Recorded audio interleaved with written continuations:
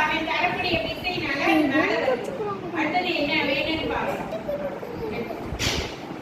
இன்னொரு பெருசு பெருசா இந்த பாய்ஸ்ல எப்படி இருக்காங்க.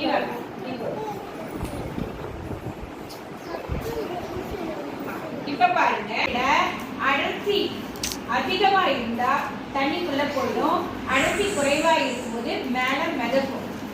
இப்ப இதுல நம்ம காற்று லேசாக்கும் போது தண்ணியை விட மேல மிதக்கும். இதுல உள்ள காற்று இருக்கும்போதுனால இது என்ன செஞ்சிருச்சு, உள்ளுக்கே போயிருச்சு. இதுதான் அந்த காரணம். இதை வீட்டுல நீங்க என்ன பண்ணணும், செஞ்சு பார்த்துட்டு வரலாம். நாளைக்கு வேற ஒரு சயின்ஸோட நம்ம பார்க்கலாம். நன்றி, வணக்கம்.